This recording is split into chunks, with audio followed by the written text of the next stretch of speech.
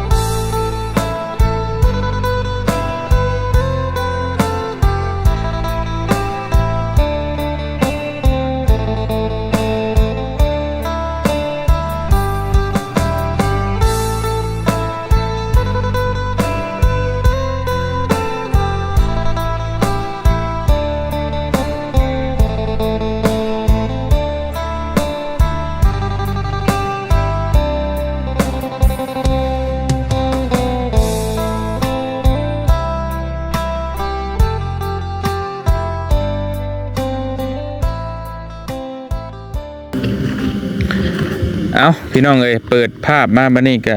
เนาะอยู่หม่องที่ป้าลมเย็นพี่น้องเอ้ยท่าแตงรีสอร์ทฟาร์มรีสอร์ทแห่งนี้เบ้าเตียงก็เคยมาพักมาเซาเทื่อนึงแล้วเนาะแต่ก่อนกับครอบครัวพาครอบครัวมาพักอยู่เมืองท่าแตงแขวงเซกองลาวใต้พี่น้องเอ้ยเนาะก่อนอื่นก็ขอกราบทักทายสบายดีพ่อแม่พี่น้องเบิดสุขุทุกคนบ่ว่าสิเป็นFC ทางแฟนเพจและก็ YouTube พ่อแม่พี่น้องเลยเนาะมื้อนี้บ่เตียงมีเนาะที่พักที่เช่าดีๆพี่น้องเลยมานำเสนอเนาะก็คือท่าแตงฟาร์มรีสอร์ทเฮานั่นเองอยู่เมืองท่าแตงแขวงเซกองลาวใต้เนาะห่างจากปากเซนครปากเซประมาณ80กิโลพี่น้องเลยฮะห่างจากเมืองท่าแตงนี่ประมาณบ่ถึง10กิโลน่ะประมาณ5-6กิโลมานี่เนาะประมาณนี้พี่น้องเลยแล้วก็บ่เตียงพี่น้องอยากนำเสนอเพราะว่าเคยมาพักเทื่อนึงและมีหลายสิ่งหลายอย่างที่บ่เตียงเนาะอยากแนะนำพี่แนะนำน้องสำหรับคนที่มาจากต่างประเทศหรือว่ามาจากฝั่งไทยหรือว่ามาจากไสก็แล้วแต่อยู่เมืองลาวเฮาก็แล้วแต่พี่น้องเลยแนะนำให้มาพักมาเช่าอยู่นี่เพราะว่าบ่เตียงเชื่อว่าหลายคนก็มักคือบ่เตียง1นี่ความสงบ2มาในความสะดวกสบาย3มานี่ได้อากาศที่บริสุทธิ์พ่อแม่พี่น้องเอ้ยเนาะอยู่นี่บ่เตียงมาพักรอบก่อนพี่น้องเอ้ยมีความประทับใจคือพนักงานบริการดีอาหารแซ่บเนาะมีรถบริการพี่น้องเอ้ยก็คือรถก๊อปเนาะเพิ่นบริการส่งถึงที่รับของจากรถเฮาไปโซนต่างๆเนาะทางรีสอร์ทเพิ่นนี่ก็มีหลายโซนพี่น้องเอ้ยเริ่มต้นตั้งแต่ราคา850,000 กีบหรือประมาณ 3,400 บาทหรือประมาณ30กว่าดอลหรือ40ดอลประมาณนี้เพราะว่าแล้วแต่เลขเงินขึ้นเงินลงเฮาก็บอกคร่าวๆไว้เดือนแล้วแต่พี่น้องอยากเลือกนะมันมีโซน A โซน B โซน C ก็เลือกเบิ่งได้พี่น้องเอ้ยบ่เตียงสิเอาโดรนขึ้นไปบินให้เบิ่งแล้วก็ภาพมุมสูงบรรยากาศเบิ่งนํกันเนาะพี่น้องเนาะว่าความสวยสดงดงามมันเป็นแบบใดนะเมื่อคืนนี้บ่เตียงก็มาพักอยู่นี่เพิ่นก็ให้บ่เตียงพักฟรีมีอาหารเช้าฟรี2คนกับน้องเมฆเนาะอันนี้ก็ต้องขอบคุณขอบใจขอบบุญขอบคุณทั้งเจ้าของเพิ่นหลายๆพี่น้องเอ้ยแล้วก็หนึ่งในนั้นเนาะอยู่ในนี่ยังมีสิ่งอำนวยความสะดวกพ่อแม่พี่น้องเอ้ยเนาะต่างๆห้องงามที่พักเย็นสบายติดแม่น้ำเนาะติดภูเขาพ่อแม่พี่น้องเอ้ยถือว่าบรรยากาศดีแห้งเนาะ ยามค่ำคืนมาบัดนี้พี่น้องเอ้ยตกยามค่ำคืนมาก็เฮามีทั้งอาหารหรือว่าห้านอาหารไว้บริการลูกค้าโดยเฉพาะพี่น้องเอ้ยเนาะอาหารก็แซ่บมีสิ้นดาดมีอาหารตามสั่งมีลาบมีก้อยซอยใส่บักนาวมีเบิดพี่น้องเอ้ยเนาะต้มปูต้มปลาหน้าน้ำมาแวะมาซิมได้พี่น้องเอ้ยเนาะมาเตียงซิมเบิ่งเมื่อคืนนี่ก็แซ่บสุดยอดพี่น้องเอ้ยอาหารแซ่บที่พักดีเนาะแล้วก็มีรถซิ่งให้ขี่มีรถกอล์ฟรับส่งแล้วก็มีเป็ดน้ำพี่น้องเอ้ยเป็ดบ่แม่นเป็ดแท้ได้พี่น้องเอ้ยเป็ดที่เฮาปั้นลิ้นในหนองน้ำนี่แหละนะพี่น้องเนาะปั้นลิ้นผู้ใดพาครอบครัวมากับพาลูกพาเต้ามาลิ้นฟรีพร้อมพี่น้องเอ้ยพักอยู่นี่นะกินข้าวพี่กินอาหารพี่เนาะลิ้นของลิ้นทุกอย่างฟรีพี่น้องเอ้ยถือว่าสิ่งอำนวยความสะดวกครบครันพี่น้องเอ้ยเนาะตื่นมาเช้ามาบาดนี่มีอาหารเช้ากินครบรสแซ่บแล้วแต่เขาจะสั่งหยังก็ได้พี่น้องเอ้ยเนาะถือว่าครบครันอยู่นี่พี่น้องเอ้ยท่าแตงรีสอร์ทฟาร์มพ่อแม่พี่น้องเอ้ยเนาะส่วนนั้นห้องสิเป็นแบบใดนั่นพี่น้องเอ้ยเดี๋ยวเบาเตียงสิพาพี่พาน้องเข้าไปเบิ่งโซนทางในพ่อแม่พี่น้องเอ้ยเนาะเพราะว่าเบาเตียงเว้าไปเองมันก็เดี๋ยวมันสิผิดต้องให้พนักงานแนะนำนะพี่น้องเนาะนั่นก็คือเบาตูนหนึ่งในทีมงานเบานุ่งแล้วก็คือหมู่คู่กันเองน้องนุ่งน้องหักนี่แหละพี่น้องเอ้ยเพิ่นเฮ็ดงานอยู่นี่ก็เฮ็ด YouTube คือกันเฮาก็ไปนํกันหลายมื้อหลายเว้นพี่น้องก็คือสิฮู้จักกันดีไปเพื่อบ่เป็นการเสียเวลาบาดนี้เบาเตียงก็สิพาพี่พาน้องเข้าไปเบิ่ง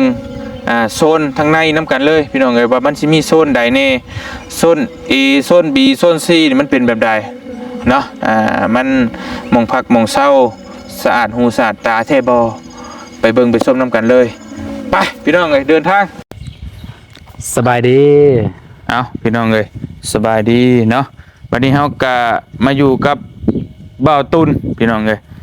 บ่าวตูนเป็นพนักงานอยู่ในรีสอร์ทเฮานี่เนาะที่ให้ทางน้องเพิ่นพาเลาะเบิ่งอันนี้เพิ่นเอิ้นโซนหยังน้องอันนี้โซน A โซน A เบิดเลยแม่นมันมีจักโซนมันมี3โซน3โซนแม่นแล้วโซน A มีโซน A โซน B โซน C A B C แม่นแล้วพี่น้องเอ้ยอันนี้แม่นมันคือว่าอยากใหญ่ๆแท้มันเป็นได้ใดคือว่ามันแบบใหญ่กว่า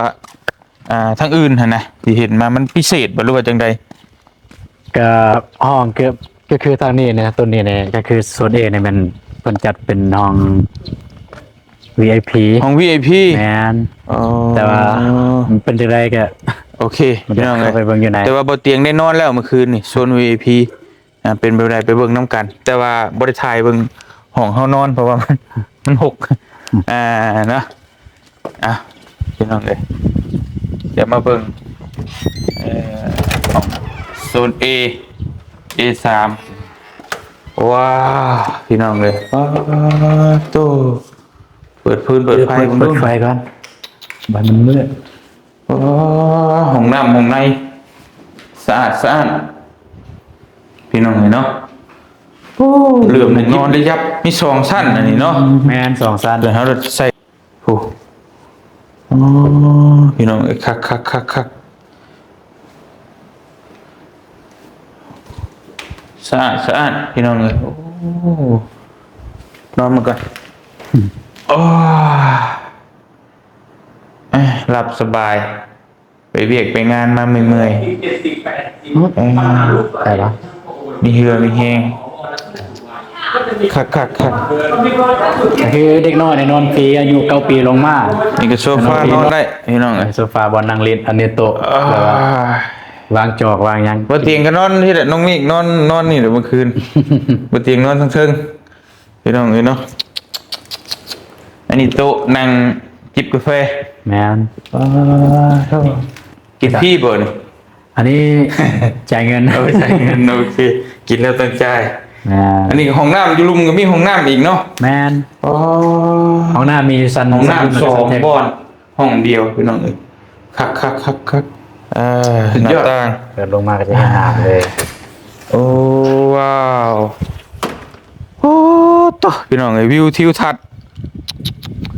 คักดีนี่นะโธ่นอนได้บ่นี่ ได้ โอ้ถ่ายรูปเซลฟี่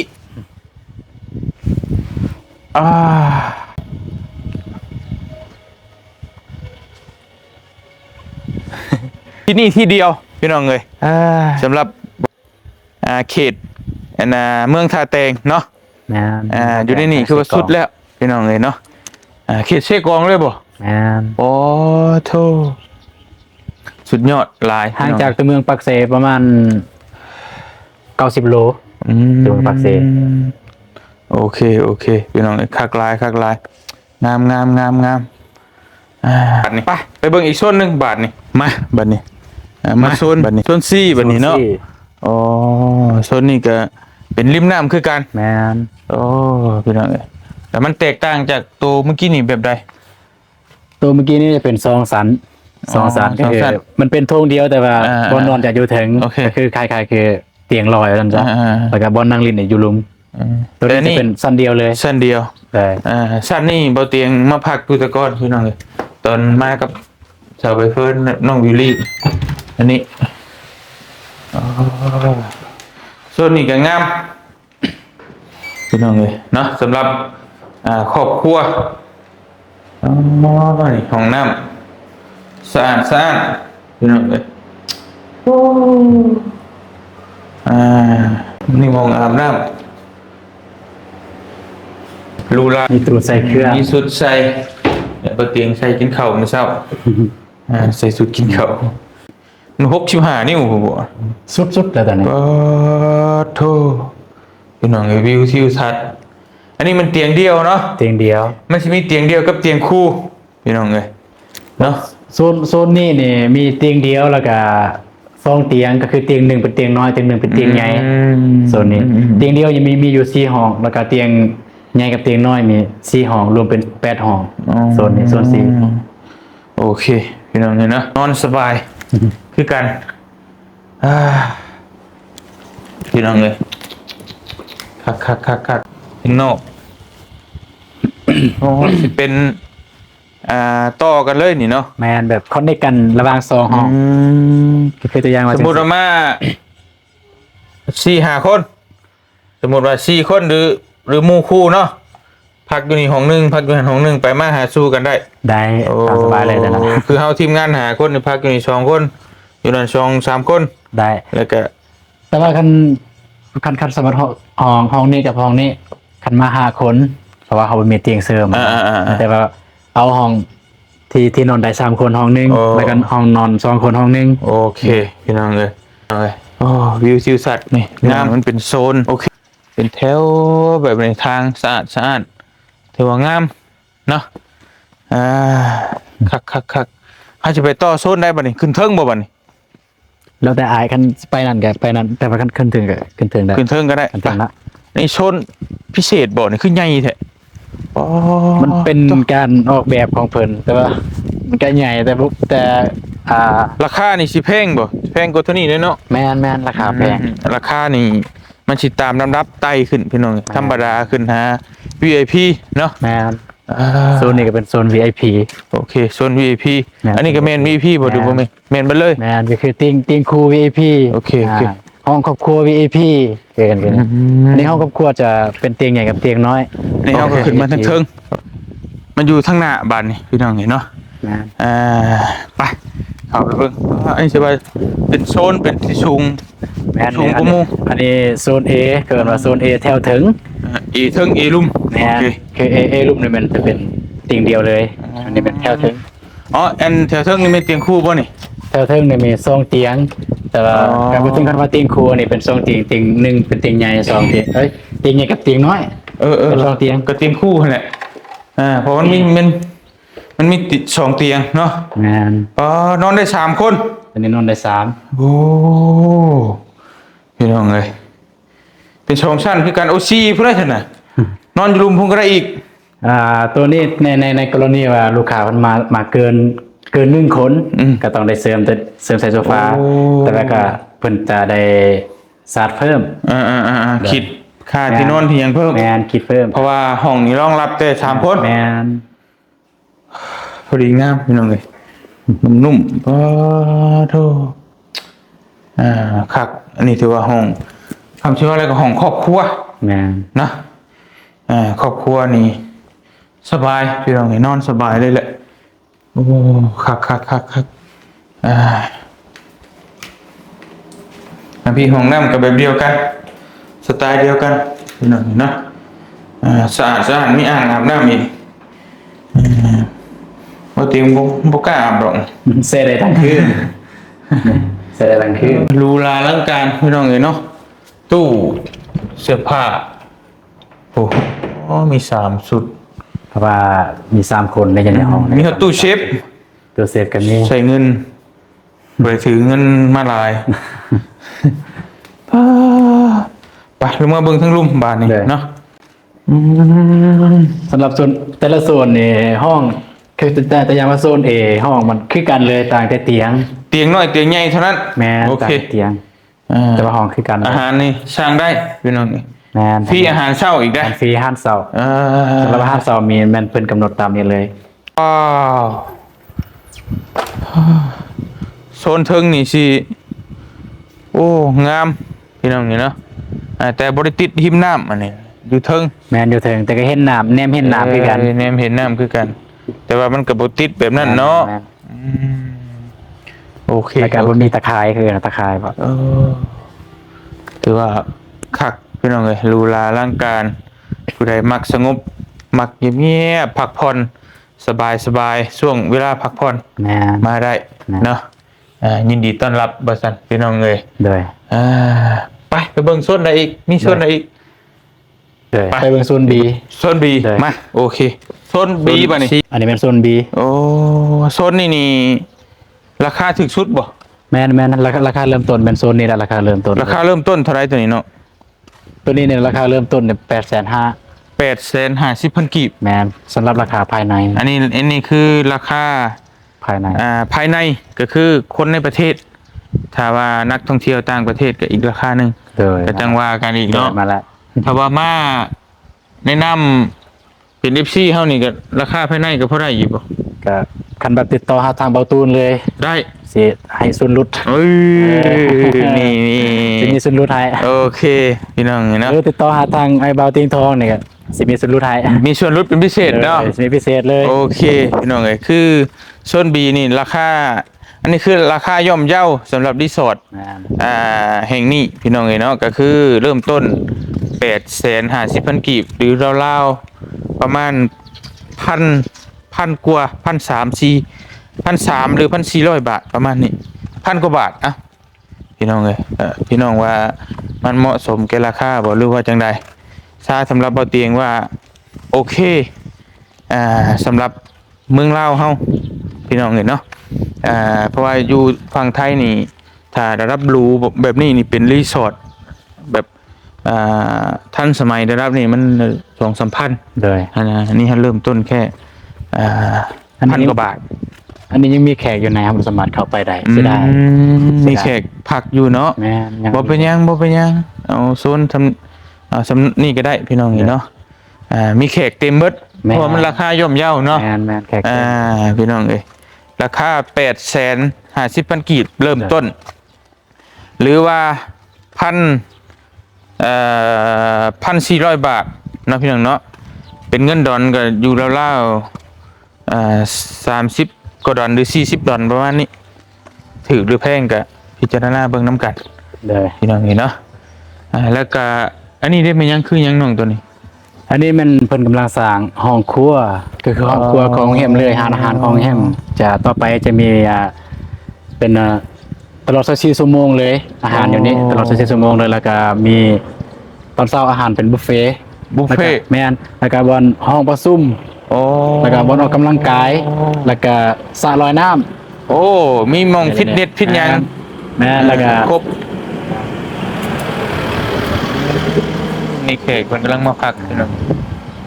คาดการณ์ว่าประมาณ เข้าพรรษา เข้าพรรษาเนาะ แม่นครับ ประมาณอีก เปิด 3 เดือนประมาณ 3-4 เดือน แม่น แล้ว แล้ว โอ้พี่น้องเลยคักบรรยากาศดีเนาะถ้าแล้ววัดนี้ก็ดีงามวิวทิวทัศน์นี่งามบ่ให้ว่าพี่น้อง งามกันตามเป็นแบบในหูเป็นออกแบบนะครับงามแบบ โอเคงามหลายพี่น้องเอ้ยโอเคพี่น้องเอ้ยบัดนี้เฮาก็ถือว่าจบบริบูรณ์เป็นการรีวิวห้องพักห้องเช่าเนาะทางท่าแต่งฟาร์มรีสอร์ทเฮาพ่อแม่พี่น้องเอ้ยก็ต้องขอบคุณขอบมุกขอบใจทางเจ้าของเพิ่นให้เบาเตียง